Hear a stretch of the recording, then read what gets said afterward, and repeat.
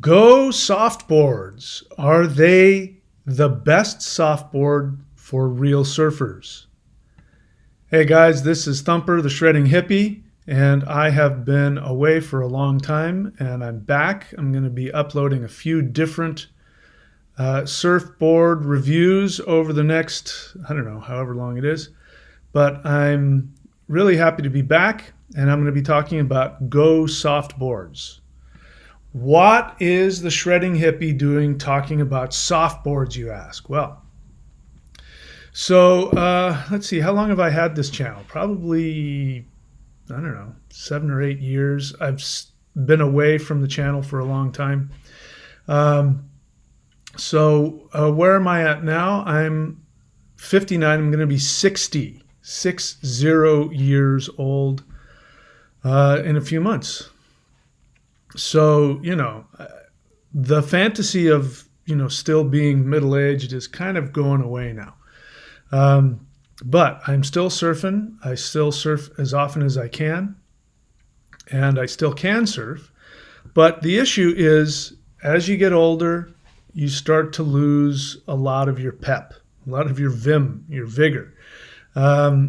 I'm also a weightlifter, so I lift heavy weights. That keeps me at 205 pounds. So that's good. It's excellent for longevity. It keeps you alive longer. But the downside is as you get older and you're lifting a lot of heavy weights, you're not quite as limber as you used to be. Also, all of the oxygen goes into the muscles, like you see boxers, big muscular boxers, they run out of steam really quick. So the downside is when you're out there paddling for your life, you end up getting out of breath quicker than you used to. And you don't get to your feet as fast as you used to. Especially if you're really paddling, and you get into that wave late, and you get into your... that's just a fact. I wish I could tell you that wasn't the case for me, but it is. And now the battle is to be able to shred while still being able to catch waves. So that's always been the issue. Once I hit, my early 50s, that was pretty much the issue. And actually looking back in hindsight, I realized that even in my 20s, 30s, and 40s, I was surfing boards that just didn't have nearly enough volume. And I was always angry because the guys that had the more volume were catching the waves and I wasn't. And so looking back on it now, if I could go back in time, I would have told my younger self to, just get over yourself and get some more volume in your board. But the difficulty is finding high volume boards that shred. In any case, we're talking about a softboard. So what happened to me is I left Australia. I was in Australia surfing. I was here for 2.5 years. And I still had the same issue. I was constantly buying new boards. And I was constantly, buying boards, trying to go as low in volume as I could. And then, always ending up wanting to get higher volume boards. But if you get really high volume boards like Walden boards, things like that, you can't carry the damn things. And I got tired of, carrying boards on my head and all of that. And just wanting to be able to shred. So I was still doing that and I was still having a good time. And in 2021, December, I left Australia. I left quickly because I'm not a vaccinated person. And, then at that time, Queensland was completely locked down. So there wasn't any COVID. I didn't have to worry about anything. I wasn't forced to go get vaccinated. I didn't have to wear masks or anything like that. But then they were going to open the borders. And they had already built 2, count them, in Queensland, they had built 2 COVID prison camps. And people were getting locked up in prison camps just for being around other people with COVID. And I said, I'm out of here. I don't want to deal with that. So I fled to Florida because that was a safe place for unvaccinated people, I thought. And also it was warm, I thought. And, I could surf a little bit. Kelly Slater, is from Florida. So I figured there must be good surfing there, even though the waves are smaller. Anyway, I land on Florida. I crash land on Florida in December of 2021, and I had to start all over again. So what I did is I bought an 8.6 Walden with the new construction, and I thought that'll be big enough board. The waves are slower here. In case you don't know what happens in Florida, is that off the coast of Florida there's the continental shelf. There's a continent out there. Some people might say it's the continent of Atlantis, but there's a continent out there just under the water. And so what happens is as the waves come towards Florida, they hit this continental shelf and they slow down. And what ends up happening is that, normally you've got a wave with a small back and a big front, and that's, like in Hawaii, they measure from the back instead of the front. So the front is twice as big as the back. So if they say it's a 10-foot wave, it means it's got a 20-foot face. So in Florida, actually, by the time the wave gets over the continental shelf, that thing has calmed down so that the wave is the same height on the back as it is the front, which means that it can look bigger than it is, and it'll have very little power. So I got out there with an 8.6, thinking that should be able to do fine in, waist, shoulder, head high waves. And I found I couldn't catch waves. It was very frustrating. And so after a while, buying boards, dicking around, trying to find, boards that I could surf on, I just gave up. And I said, you know what, I'm just going to buy the biggest volume board I can find and one that I can carry. And so what ended up happening is I ended up going with Softboards. The Go Softboards, there was a local surf shop there in St. Augustine, that surf, whatever they call it, surf station. And they had softboards there, and they had 9-foot softboards that had 107 liters, and they had a handle right there. You can see the handle on the bottom there. So I'd be able to carry it, walk up and down the beach looking for the right peak, and I could carry it, and I wouldn't be carrying it on my head or trying to, I'm only 5'9", trying to carry some 24 wide inch monster board. And I just expected that the board would suck.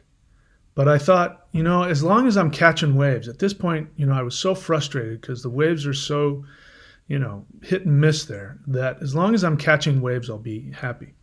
And I was actually so stoked with this board. Now, that on the far left is the 9-foot, and it was 24 by 24. 24 by 4, sorry.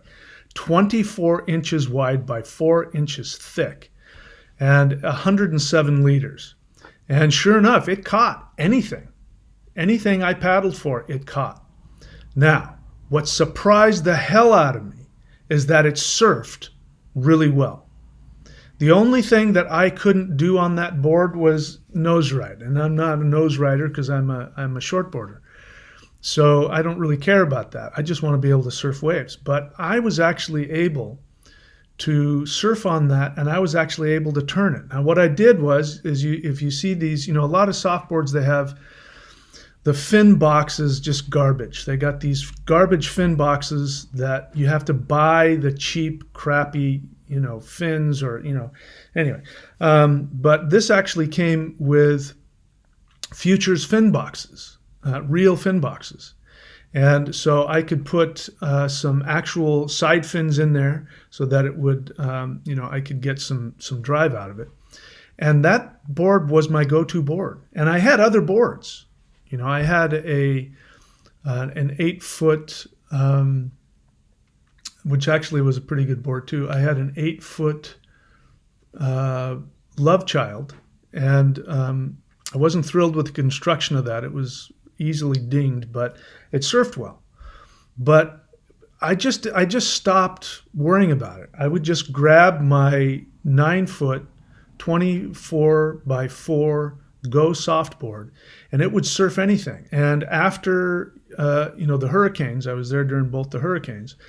The hurricanes would bring good waves, and there was one time where the first hurricane came through and it completely took out all of the sand, so there was just nothing but rock bottom. And all of a sudden I had these really steep, pitchy waves coming in, and I could surf it, and that thing would take off on super steep waves. I could turn it. I could do big roundhouse cutbacks. The bigger the waves were, the better the board surfed. Now, that's the only softboard I had ever surfed in my life. I didn't know there was a difference.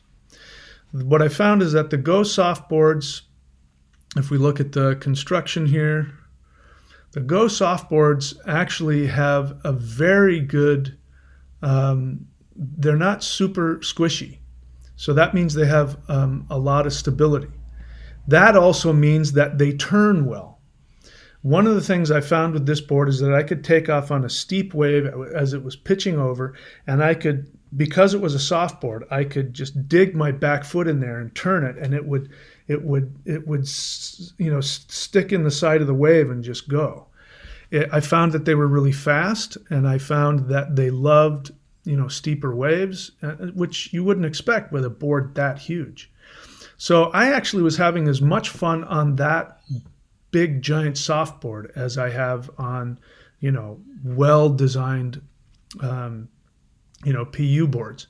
The thing that I found when I got here to Australia, I had planned out. I said I had so much fun on that Go Softboard, I'm going to do the same. So I went and bought a Gnaraloo, pretty much the same dimensions, but I picked it up and it was very squishy, and you could just barely touch it, and the thing would bend. It just, there wasn't any stability on it. I said, well, we'll see. I couldn't put in good fins. I had to use the crappy fins that it came with. And I went out on a really small day. And I'd just gotten here to Australia, so I went out on a really small day, and I was able to catch waves. But as soon as I stood up on the board, it was so squishy that I couldn't stand on it. I tried to do a bottom turn. I tried to crank a bottom turn, and the thing just wobbled and I just bucked me off like a bucking bronco. And I found the only way I could surf that is if I didn't try and turn it. And if I I hated it. So I came back the next day and I said, take this thing back, sell it. I don't want anything to do with this board. And so the next thing I did is I bought a Hypto-Crypto 8-foot Lute softboard. I figured, Hayden Shapes. I had a Hayden Shapes once, when I was still, it was actually my last shortboard was the Hypto-Crypto, and a 7-foot Hypto-Crypto, and it surfed really well. I wasn't comfortable because at that point, I was used to longer boards. If they had made that in a 7.6, I would have been so happy. But so I figured that an 8-foot, 80-liter Hypto-Crypto would be a good small wave board for a big older guy like me. And I took that thing out and I showed up at the beach, and it was head high, and it was barreling and pitching, and I was like, oh my God, I have the wrong board. But I said, you know what? It's a Hayden Shapes. It's going to handle it. And I went out there, and that board tanked. It just wouldn't turn. So, I was very disappointed. So this Go Softboard, these Go Softboards kick the crap out of Hayden Shapes softboards. You would think it would be different, but I guess Hayden needs to make money, and so he's going to slap his name on a softboard, and people are going to buy it. He's going to make it look like an actual board because it's based on the Lute, but it has no bottom contours. You can't do anything with it. I could barely turn the thing. I could only go in one direction. It was literally the worst surfboard I've ever ridden. But these Go Softboards, the construction is completely different. Those two other softboards that the Gnaraloo and the Hayden Shapes, were both super squishy. I could stick my thumbs in it on the bottom. I mean, the bottom had no firmness whatsoever.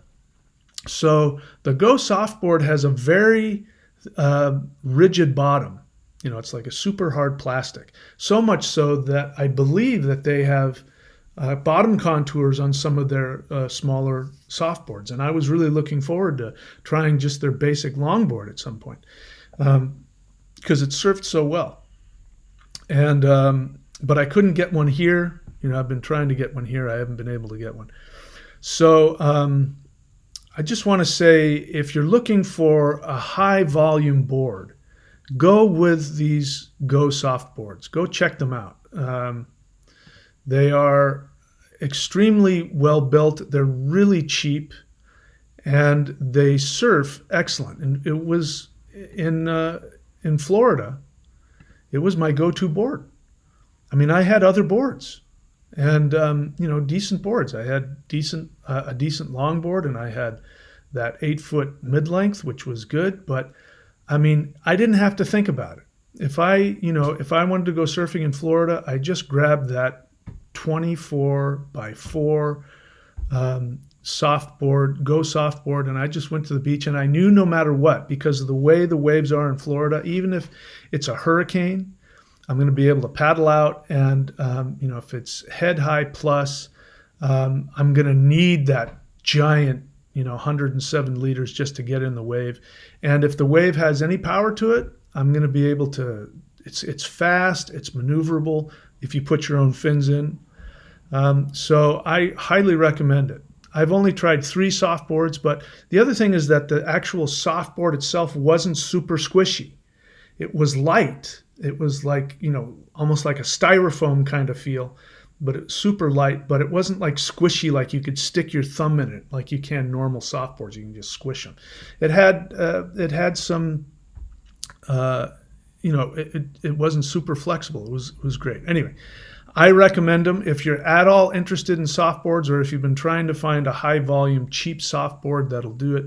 I recommend to get a Go Softboard. And you can go check them out. It's gosoftboards.com, go-softboards. Check them out. That's it for the Shredding Hippie. I've got other stuff. I've got a major announcement about the perfect board. If you're an aging and or heavier guy and you're looking for the perfect surfboard, I've got a video coming up for you to tell you all about it. All right, that's it, guys. Thanks so much. We'll see you all next time.